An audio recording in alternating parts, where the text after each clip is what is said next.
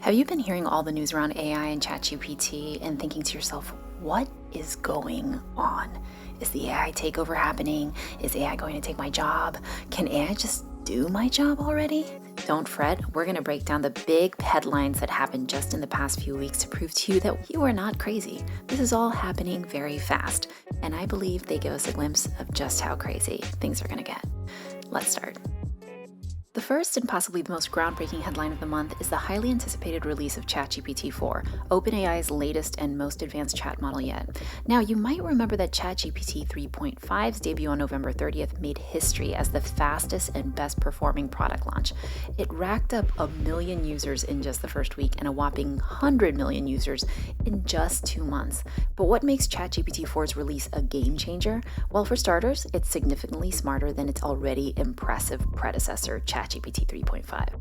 This graph, straight from OpenAI's technical report, says it all. ChatGPT 4 outperformed its predecessor in almost all of the exams. It exhibited human-level performance on the majority of the test. The paper notes that it passed a simulated version of the uniform bar exam with a score in the top 10% of test takers. Another aspect that makes this release historic is its unexpected early arrival. Now, rumors suggest that Microsoft, a major investor in OpenAI with a $10 billion stake, helped push for the speedy release to integrate GPT into Bing and its suite of Microsoft products. Microsoft will appear on our list again, but before that, let's go to the next newsworthy moment that happened just the next day. On March 15th, OpenAI CEO Sam Altman sat down for an interview with ABC News to chat about the thrilling possibilities and lurking dangers of AI. Now, I know what you're thinking, what's so historic about an interview? But this marks the first time that a CEO candidly tells the world that he's both excited about a technology he's helped develop and, quite frankly, also afraid of how it could harm humanity. What are Altman's biggest fears with AI? Some of them include widespread disinformation campaigns, large-scale cyber attacks, and job displacement. But what he says he worries about most is the speed of change.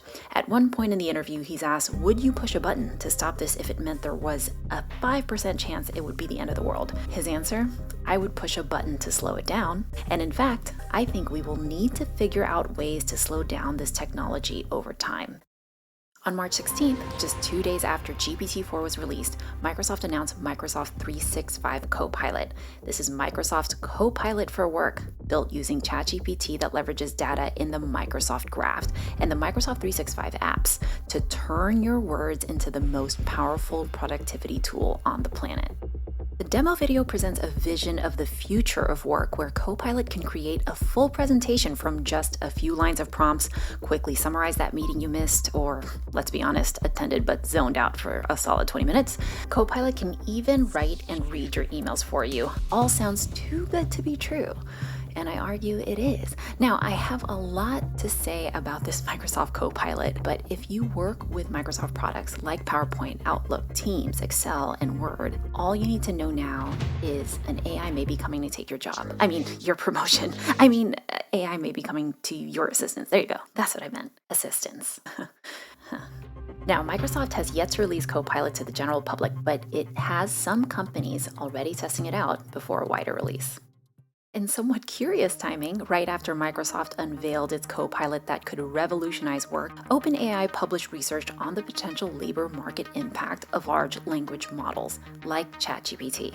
They found that about 80% of the US workforce could have at least 10% of their tasks affected by large language models like ChatGPT, while roughly 19% of workers, nearly 1 in 5, may see at least half of their tasks impacted. So, like the ABC interview, this is further admission and data-backed proof from OpenAI concluding that their technology could have considerable economic, social, and policy implications. It's also a study where GPT-4, for the first time, was used as an evaluator, side by side with human evaluators.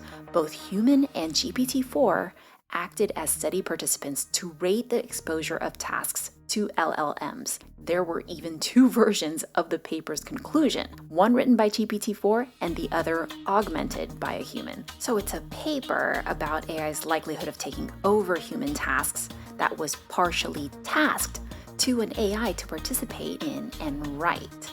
Is that irony? Is that meta? I don't know. But I'll add a link to this report in the description so you can take a look. There's a lot in here, including a long list of the jobs that are likely to be most exposed to LLMs, as well as a few dozen out there that show no exposure. We're more than halfway through the list, but all the news you've heard so far happened in just a 1-week span.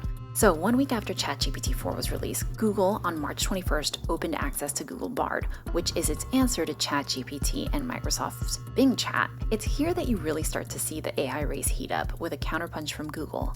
But Google is a bit on the ropes here as it tries to catch up with OpenAI's meteoric rise and Microsoft's latest advancements. It's also hoping to bounce back from a recent blunder back in February where, in a demo, Google Bard publicly returned a wrong answer to the prompt, "What new discoveries from the James Webb Space Telescope can I tell my 9-year-old about?" That one mistake caused Google's shares to plummet by $100 billion. That is B as in billion, showing just how high the stakes are in the race for AI dominance right now. Naturally, many have been testing and pitting Bard against Bing to compare the experience and the results. If you want to test it yourself, you can sign up for the waitlist as Google begins to roll out Bard first to the US and the UK. The news so far has been dominated by exciting new AI product launches, but the final week of March was all about pushback.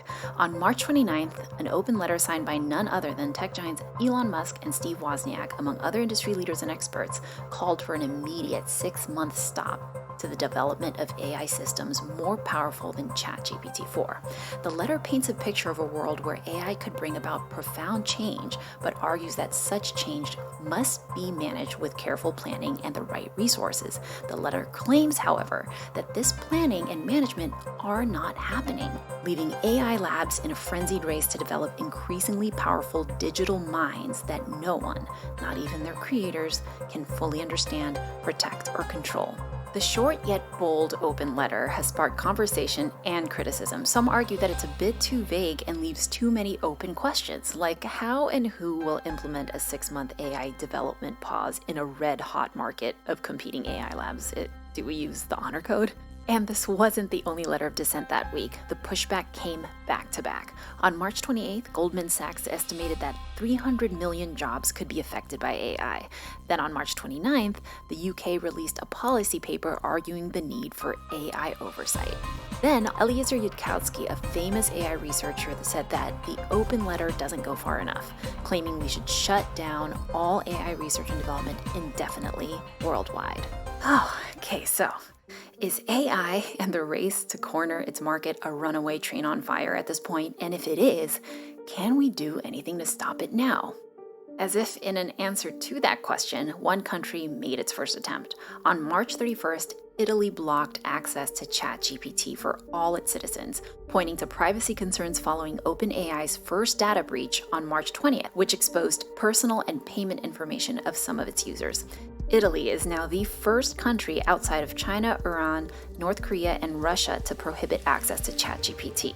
Now everyone's wondering, is Italy just the first domino to fall? And which, if any, country will be next?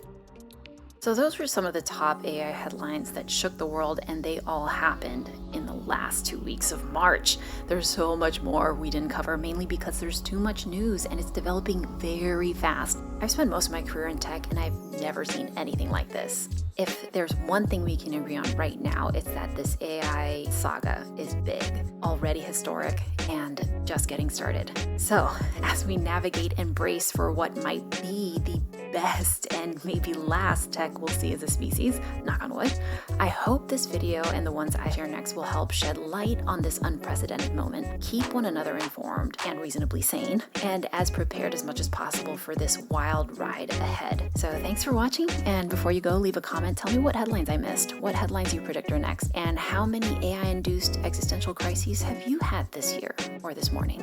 Thanks for listening, and thanks for watching. If you found this helpful, please consider subscribing, and until next time, stay human and talk soon.